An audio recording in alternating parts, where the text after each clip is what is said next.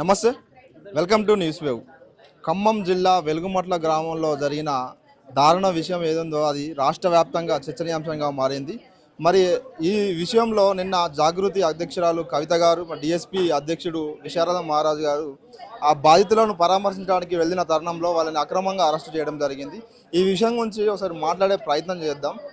జాగృతి youth అధ్యక్షుడు శివారెడ్డి గారు ఉన్నారు, ఒకసారి వారితో మాట్లాడే ప్రయత్నం చేద్దాం. అన్న చెప్పండి అన్న, ఏ విధంగా చూస్తున్నారు అసలు? నిన్న మేము అక్కడ దాదాపు 15 రోజుల నుంచి వాళ్ళని తీసుకొచ్చి రోడ్డు మీద వేసినటువంటి కాంగ్రెస్ గవర్నమెంట్ ఏదైతే ఉందో వాళ్ళు దారుణంగా కనీసం నీళ్లు కూడా లేవు, వాళ్ళకి ఎలాంటి వసతి లేదు, ఎలాంటి సవలతులు పెట్టినట్టు ప్రభుత్వం మీద నిలదీస్తూ వాళ్ళకి అండగా నిలబడాలని మద్దతుగా పోవాలని చెప్పి పోయి ఆడ సామరస్యంగా నిరాహార దీక్ష చేస్తుంటే మమ్మల్ని అక్రమంగా అరెస్ట్ చేసి తీసుకుపోయి రిమైండ్ చేయడం జరిగింది. అయితే మేము ఎమ్మటే మళ్ళీ వచ్చి ప్రజలకి అయితే మా జాగృతి అధ్యక్షురాలు మాట ఇచ్చినారో, మీకు ఇక్కడ మేము అందరిలాగా చుట్టం చూపులాగా రాలేదు, మీకు ఏదైతే హామీ ఇస్తున్నామో మీ సమస్య ఏదైతుందో పరిష్కారం అయ్యేదాకా ఇక్కడి నుంచి కదలేదు అని చెప్పి హామీ ఇవ్వడం జరిగింది. అందులో భాగంగా అక్కడనే ఉండి రైట్ అంతా అక్కడనే ఉండి మేము నిరాహార దీక్ష చేయడం జరిగింది, అక్కడనే ఉండడం జరిగింది. అయితే పోలీసులు అందరూ కలిసి మరి దాదాపు 500 నుంచి 600 మంది పోలీసులు, అంటే కాంగ్రెస్ పార్టీకి మేము చేసేది నచ్చక, అంటే ఎక్కడ పేరు మాకు వస్తున్న ఆలోచనతో 600 మంది పోలీసులను తీసుకొచ్చి దౌర్జన్యం చేసి మమ్మల్ని తీసుకొచ్చి ఇక్కడ హైదరాబాద్ తెచ్చిపెట్టడం జరిగింది. వాళ్ళు ఏమంటున్నారు అంటే కేవలం ఇది రాజకీయ పబ్బం గడపడానికే మీరు చేసే కుట్రలు భాగంగానే మీరు వెళుతున్నారు అనే ఆరోపణలు మీ మీద ఉన్నాయి. అవునండి, ఇప్పుడు ఏం ఎలక్షన్లు లేవు కదా, మరి మేము రాజకీయ పబ్బం కోసం చేస్తే వాళ్ళలా 2 గంటలు పోయి షోప్ టాప్ చేసి వస్తారు కదా. మేము మొత్తం నిన్న అక్కడనే ఉన్నాం కదా, మేము తిండి తిప్పడం లేకుండా మొత్తం అక్కడనే ఉండి వాళ్ళ కోసం పోరాటం చేస్తున్నాం కదా. ఇప్పుడేమో అయినా ఎలక్షన్లు కూడా లేవు కదా, వాళ్ళకి అన్యాయం జరుగుతుంది. అన్యాయం జరిగిన వాళ్ళకి బరాబరు వాళ్ళకు ఇప్పుడు కనీసం 10th క్లాస్ ఎగ్జామ్స్ ఉన్నాయండి, అలా ఎగ్జామ్స్ రాసే పిల్లలు కూడా ఉన్నారు. వాళ్ళ ఎగ్జామ్ రాసే కనీసం లైట్ లేదు చదువుకోవడానికి, వాళ్ళ ఫుడ్ లేదు ప్రాపర్గా.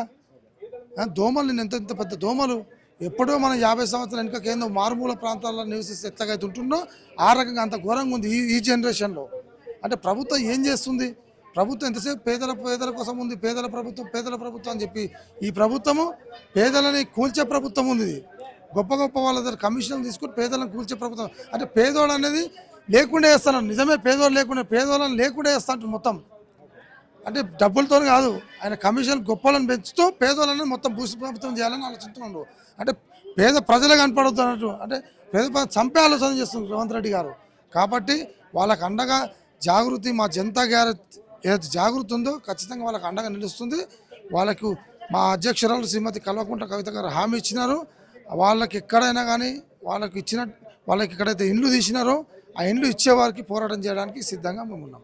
ఇప్పుడు నిరావాదిగా దీక్షగా చేపట్టడం జరిగింది కవితక్క గారు, మరి ఇది ఎప్పటి వరకు కొనసాగుతుంది? వాళ్ళకి ఇండ్లు ఇచ్చేవారికి, వాళ్ళకి యాజ్ డీజ్గా వాళ్ళ ఇళ్ళల్లో ఎట్లా సంతోషంగా అయితే ఉన్నారో అట్లాగా ఇండ్లు ఇచ్చేవారికి, వాళ్ళకి జాగాలు ఇచ్చేవారికి, కట్టించేవారికి ఈ ప్రోగ్రాం మాది ధర్నా కంటిన్యూ అవుతుంది. ఎవరు ఎన్ని ప్రలోభాలకు గురి చేసినా, ఎన్ని ఇబ్బందులు పెట్టినా కానీ వెనుక తగ్గేది అయితే లేదు. ప్రభుత్వం ఆల్రెడీ చెప్తుంది రీహాబిలిటేషన్, రీసెటిల్మెంట్ వాళ్ళకి బాధితులు ఎవరైతే ఉన్నారో వాళ్ళకి ఇస్తామని చెప్తుంది. దాని గురించి ఏమంటారు? ఎప్పుడు చెప్పింది ప్రభుత్వం? అంటే ఎవరైతే కోల్పోయారో ఏం చెప్పలేదు. స్టేట్మెంట్ కూడా ఇవ్వడం జరిగింది. ఎవరైతే అర్హులు ఉన్నారో, నిజమైన అర్హులు ఎవరు ఉన్నారో వాళ్ళకి రీహాబిలిటేషన్, రీసెటిల్మెంట్ చేస్తామని చెప్తున్నారు. కొంతమంది అందులో వాళ్ళ కాంగ్రెస్ పార్టీకి సంబంధించిన కొంతమందిని మాత్రం తీసుకొని వాళ్ళ కాంగ్రెస్ పార్టీగా చేయాలని ఆలోచనతో నీతో చాలా మంది. మరి ఎందుకు సార్ అందరికీ వాళ్ళు కాంగ్రెస్ పార్టీ హామీ ఇచ్చి చేస్తే నేను అంతమంది ధర్నాకి ఎందుకు వస్తారు? 2000 మంది వచ్చారు అంటే చుట్టాలు అందరూ కూడా 600 మంది కుటుంబాల రోడ్డు మీద ఎందుకు వేసారు కదా, మరి అందరు ఎందుకు వస్తారు? వాళ్ళు హామీ ఇచ్చిర్రు, ప్రభుత్వం అండగా ఉంది, మరి బయటికి రారు కదా. వాళ్ళు కోల్పోయినారు, వాళ్ళకి ఇచ్చిన జాగా. ఇంకోటి ఆ భూదాన్ భూమి అనేది ఎప్పుడు లాస్ట్ వాళ్ళకు భూమి ఎక్కువ ఉన్నాయి, తను దానం చేయడం జరిగింది 32 ఎకరాలు. దానికి పట్టాలు కూడా వేసుకున్నారు వీళ్ళు.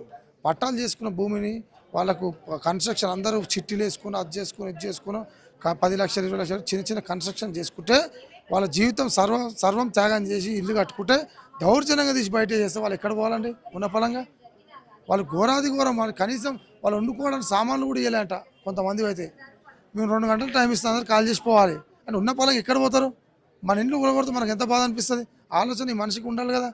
ఓ మానవత్వం ఉన్న మనిషే కదా సీఎం తర్వాత సంగతి, మానవత్వం మనిషే కదా. ఆలోచన చేయాలి, మానవత్వంగా ఆలోచన చేసి మరి వీళ్ళు ఎక్కడ పోతారు, ఏం చేస్తారు, మరి వాళ్ళకు తిండి ఎట్లా, వాళ్ళకు వసతి ఎట్లా అని ఆలోచన చేయాలి.